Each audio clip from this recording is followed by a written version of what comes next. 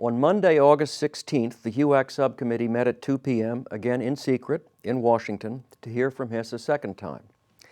He came in showing none of the calm and goodwill of his first testimony, and the committee's earlier goodwill to him was pretty well gone too.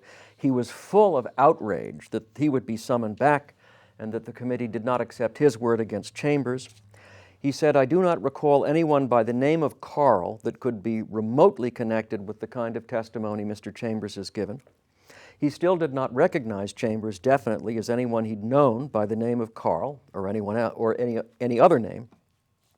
And then Stripling let out, "Well, Mr. Chambers just sat there and testified for hours and just rattled off details like that about the Hiss household. And he's either made a study of your life in great detail or he knows you." And Hiss complained that he'd read in the newspapers that Nixon had become friends with Chambers and had even spent the weekend at Chambers' farm. And Nixon said, "Mr. Hiss, I can assure you I have never spent the night with Mr. Chambers." And Hiss hemmed and hawed some more about photographs he was shown. And then suddenly, Hiss changes his story. He drops the sort of moi line he'd been telling now and told a second story that he stuck to through his dying day.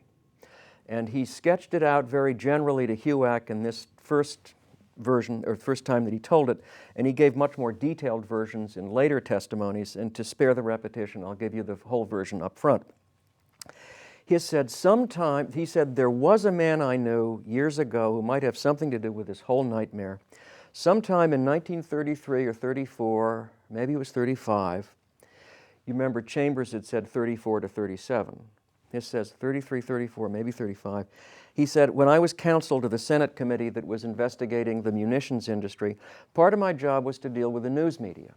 And one day there shambled into the office a man who called himself George Crosley, C-R-O-S-L-E-Y. And he claimed to be a freelance journalist. He said he was writing a series of articles on the committee's work that he hoped to sell to a large national magazine. And Hiss said, part of my job was to deal with his people, so I spoke with him. He was, quote, pretty obviously not successful in financial terms, but wasn't actually hard up. And after a few months' acquaintance on this business, in the spring of 35, I took him to lunch one day near the Senate office building, and we got to talking about other things. This man, Crosley, said he was living in New York with his wife and a baby daughter and was hoping to move to Washington for the summer so he could devote full time to writing his articles. Well, said Hiss, he said, well, I said, this is your lucky day, Crosley, because my wife and I have just moved out of an apartment we've been renting at 2831 28th Street. We've moved into a house we're renting at 2905 P, but we still have a few months to go on the lease on 28th Street, and it's sitting there empty.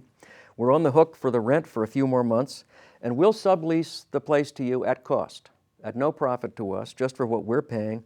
And this would be for 4 months in the summer, June, July, August, September, maybe October 35.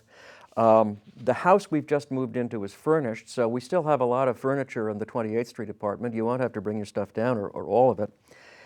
And then Crosley said he was also looking for a car to get around Washington. And I said, well, this is really your lucky day, because my wife and I have just bought a new car, a respectable middle-class Plymouth, but we still have this old Ford. It's so old it has almost no resale value, but it's got sentimental value to us because it was the car we had when we were courting.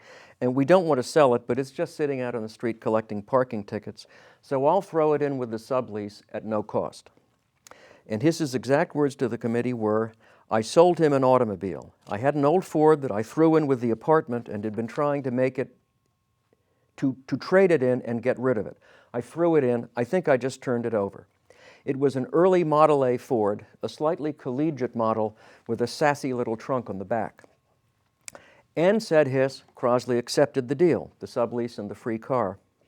And then Hiss said, a few nights before Crosley was supposed to, or the night before Crosley was supposed to move into the vacant apartment on 28th Street, we're at home and the phone rings and it's Crosley in great agitation saying, plans I'd made to move my stuff down from New York have fallen through, but I want to move in tomorrow. I've got to go to Washington. What am I going to do? What am I going to do? And I said, calm down. Why don't you and your wife and baby daughter just move in with us for a few days? on P Street until you can make other arrangements to get your stuff down from New York. And that's what happened. The Crosleys moved in with us and lived with us under the same roof for a few days. Talking 14 years ago, please don't ask me exactly how many days it was. It was more than 2 and less than 5.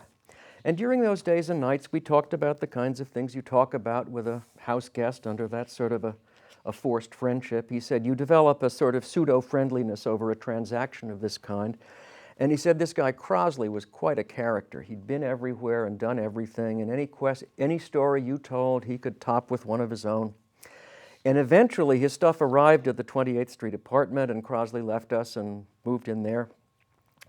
And to make a long story short, this guy Crosley turned out to be a deadbeat.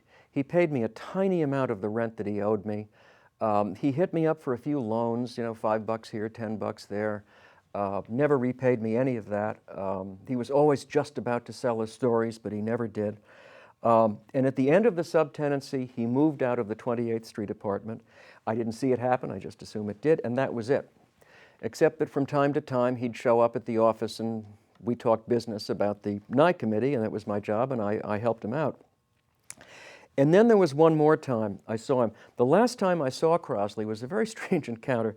Sometime in the middle of 35, and later he changed it to 36, the middle of 36, my wife and I were at home, and it was kind of a dark and stormy night, and suddenly there was a knock at the door, and I opened the door, and there, turning up like a bad penny, is Crosley, and in his arms is an area rug, which he gives me.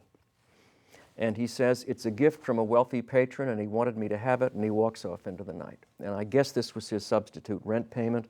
And Hiss said, I've still got the damn thing. And then one day, probably in the summer of 36, he called me at the Senate committee and asked me for another loan. And I said, look, it's pretty obvious to me that you're sponging off me now if you haven't been sponging off me from the beginning.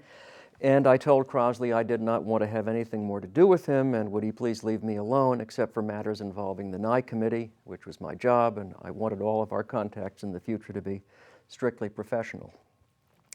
And that Hiss told the Huac Subcommittee and one later grand jury and 2 trial juries and everybody until the day he died is the whole George Crosley story.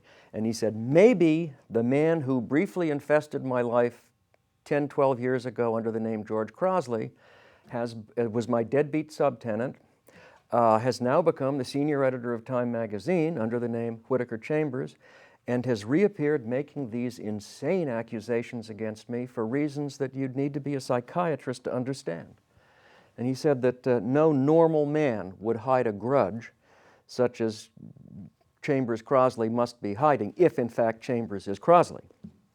He gave a detailed physical description of Crosley and his wife, perhaps most important, saying Crosley had very bad teeth.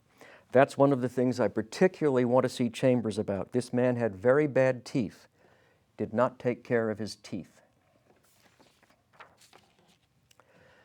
Does Hiss's story sound plausible to you?